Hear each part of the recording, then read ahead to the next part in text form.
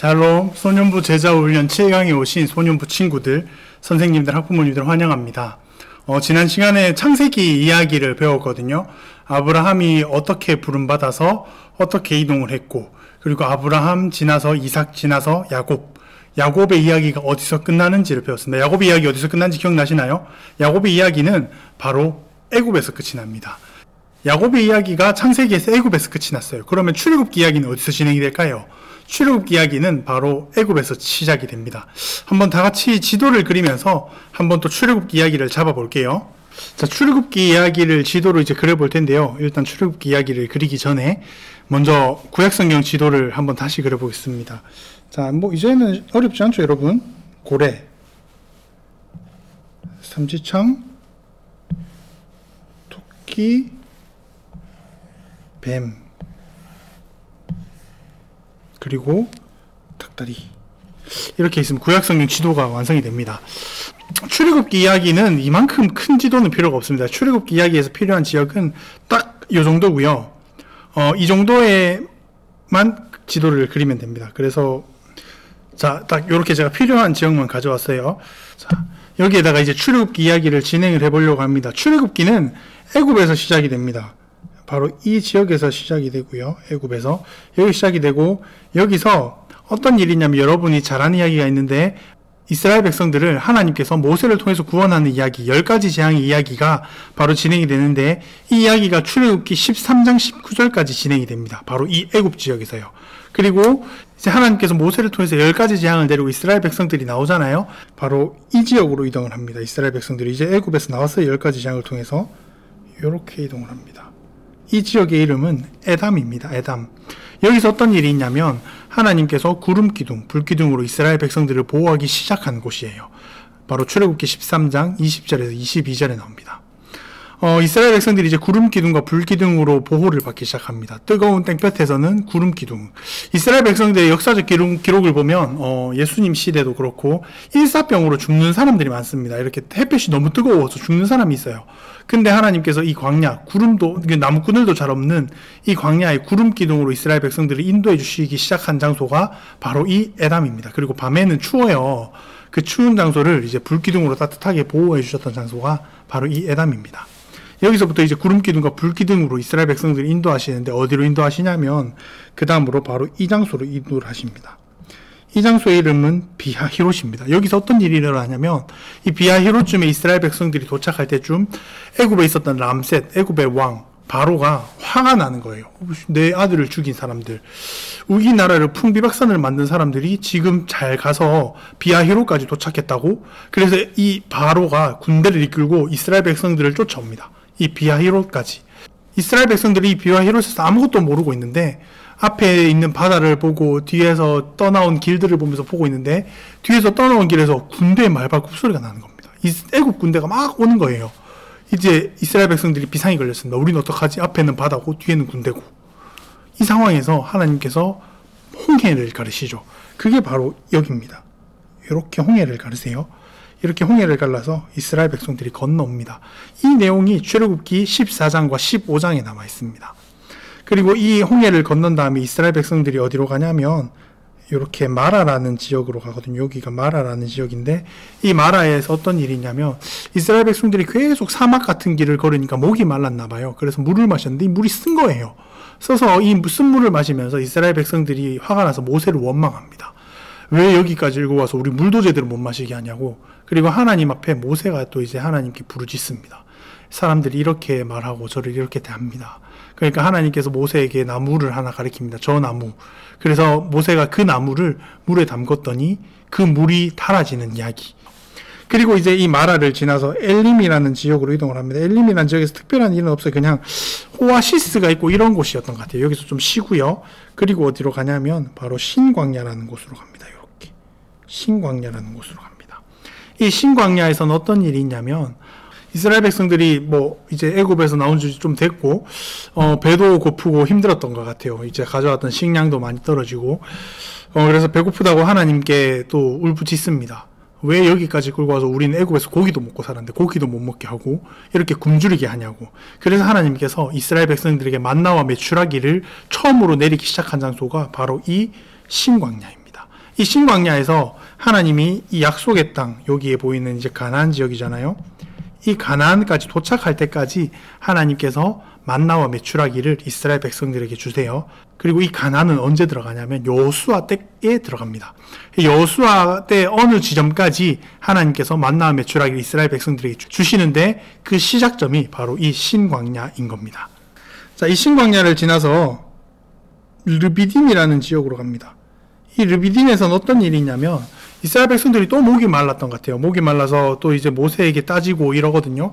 이제 모세를 통해서 하나님께서 어디에서 물을 주시냐면 반석을 갈라서 물을 주십니다. 그 반석에서 물이 나오기 시작해요. 이 사건이 하나 있고 르비딤은 사건이 세 가지가 있습니다. 첫 번째 사건은 반석에서 물이 나온 사건. 두 번째는 아말렉의 군대가 이스라엘 백성들에게 쳐들어옵니다. 아말렉은 여기에 있는 나라거든요. 여기에 있는 아말렉이 이스라엘 백성들을 공격하러 와서 싸우는 사건이 일어납니다. 이때 어떤 일이 있냐면 여호수아가 군대 장관으로 칼을 들고 나가는데 모세가 손을 들면 이 전쟁이 이기고 모세가 손을 팔 아파서 내리면 아말렉의 군대가 이기는, 모세의 손을 끝까지 들고 있어서 아말렉의 군대에게 이기는 이야기가 바로 이 르비딤 지역에서 일어나는 이야기입니다. 르비딤에서는 총 세 가지 사건이 일어난다 했어요. 첫 번째, 반석에서 물이 나온 사건, 그리고 아말렉 군대가 쳐들어온 사건, 그리고 세 번째 사건은 모세의 장인 이드로가 이 르비딤에 와서 이제 모세와 함께 뭐 다양한 일들을 해나가요. 그런 일들이 이 르비딤 지역에서 일어나는데, 르비딤 지역의 이야기는 출애굽기 17장에서 18장 사이를 보면 자세하게 기록이 되어 있습니다.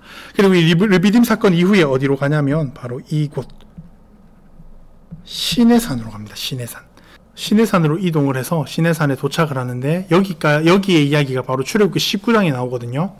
이스라엘 백성들이 애굽에 나와서 시내산까지 도착하는 이야기가 출애굽기 19장까지 기록이 되어 있습니다.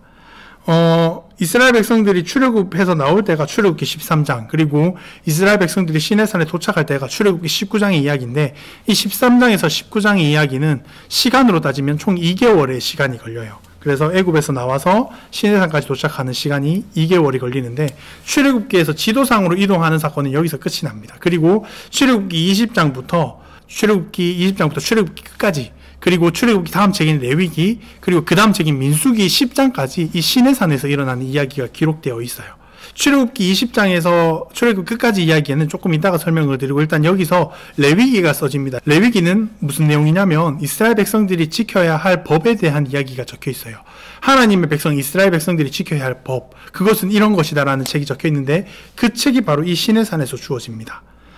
시내산에 주어지고 법에 대한 이야기이기 때문에 시간에 들어가는 11권의 책에는 들어가지 못하지만, 그 레위기가 쓰여진 시기는 바로 이 시내산 지역이라는 거 꼭 기억을 해주시고요. 출애굽기 지도는 이렇게 그립니다. 출애굽기 1장에서 19장까지의 내용만 그림을 그려주시면 되고요. 출애굽기 이야기의 지도는 잘 살펴봤고요. 그래, 출애굽기 이제 20장부터 40장까지의 내용이 남아있거든요. 이 내용을 이제 어떻게 정리할지 한번 다 같이 살펴보려고 합니다. 자, 한번 잘 볼게요. 출애굽기 20장부터 이제 40장까지의 내용은 등산을 몇 번 했는지를 잘 봐야 됩니다. 총 3번의 등산을 해요. 모세가 지금 시내산에 도착했잖아요. 시내산에 총 3번을 오릅니다. 이 3번의 시내산을 올라가는 것을 기준으로 이야기를 풀어나가야 돼요. 자, 일단 모세가 첫 번째 등산을 합니다. 바로 출애굽기 20장에서 23장의 내용이에요. 모세가 시내산을 첫 번째로 등반하거든요. 이 첫 번째로 등반한 이후에 어떤 일이 일어나냐면, 하나님께서 모세에게 10계명과 몇 가지 규칙을 정해줘요.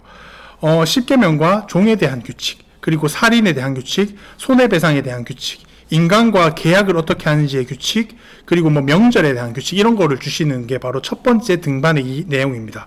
그리고 출애굽기 24장에 보면 모세가 이제 이 등반하고 내려와요. 하나님과 이야기한 다음에. 그리고 24장에 보면 모세가 이스라엘 백성들에게 등반해서 받은 하나님의 말씀들을 나눠줍니다. 낭독을 해주죠. 내가 첫 번째로 시내산에 올라갔더니 하나님께서 이렇게 가르쳐 주셨다. 자, 이 얘기가 바로 24장에 적혀 있습니다. 자, 한 번 등산했어요. 이제 두 번째 등산을 합니다. 출애굽기 25장에서 31장의 내용이고요. 출애굽기 25장에서 31장의 내용은 모세가 두 번째 시내산에 올라가면서 하나님과 대화한 내용이 적혀 있어요. 어떤 내용이냐면 성막을 어떻게 만들지가 적혀 있습니다. 그리고 제사장은 어떻게 대하고 어떻게 만들지, 제사장에게 어떤 옷을 입힐지, 이런 이야기가 나오는 게 바로 두 번째 등반의 이야기예요. 정리하면 모세가 산에 올라가서 하나님과 얘기를 했는데, 하나님이 어떤 얘기를 해주셨냐면 성막 만드는 이야기, 그리고 제사장에게 어떻게, 제사장은 누가 되고 제사장은 어떤 옷을 입고 이런 것에 대한 이야기를 한 게 두 번째 등반입니다. 그리고 두 번째 등반을 하고 모세가 내려와요. 32장과 33장의 내용인데 내려왔더니 이스라엘 백성들이 금송아지를 만들고 그 금송아지를 경배하고 있는 겁니다. 그래서 모세가 화가 나서, 그래서 너무 화가 나서 모세가 들고 있던 10계명을 깨버립니다.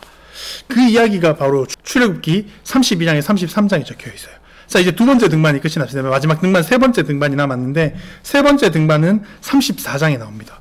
모세가 세 번째 등반을 합니다. 하나님께서 모세가 깨트린 10계명을 다시 만들어 주십니다. 그리고 몇 가지 말씀을 해주세요. 그리고 내려왔더니 모세 얼굴에서 빛이 납니다. 이 이야기가 이제 적혀 있는 게 34장 이야기고요. 이제 세 번째 등반이 끝나고 내려와서는 무엇을 하냐면 35장부터 40장까지의 내용인데, 하나님께서 말씀하셨던 성막을 짓고, 그리고 하나님께서 말씀하셨던 제사장을 세우고 제사장 옷도 만들고, 그리고 결국 성막과 제사장을 준비하는 게 끝이 나는 이야기가 바로 출애굽기 40장까지의 이야기입니다. 자, 어떻게 정리가 되셨나요? 출애굽기 1장부터 20장까지는 지도로 이렇게 그리면서 스토리를 읽어야 되고, 출애굽기 21장부터 40장까지는 모세가 시내산을 몇 번 올라갔는지를 보면서 이것을 기준으로 스토리를 잡아야 됩니다. 이 스토리를 잘 정리를 하시고 다음 강의 8강에서는 민수기 강의를 시작하려고 한다. 민수기는 또 내용이 길어요. 그래서 두 번에 나눠서 하려고 하는데 일단 민수기로 넘어가도록 하겠습니다. 여러분, 출애굽기 강의 잘 정리하시고요. 이번 강의의 숙제는 두 가지입니다. 첫째는 출애굽기 1장에서 20장까지 지도를 그리십시오. 두 번째는 이 표를 잘 정리해 두세요. 이게 종이에 적어 주시면 돼요. 자, 그렇게 두 가지 숙제를 내고요. 다 같이 8강에서 뵐게요.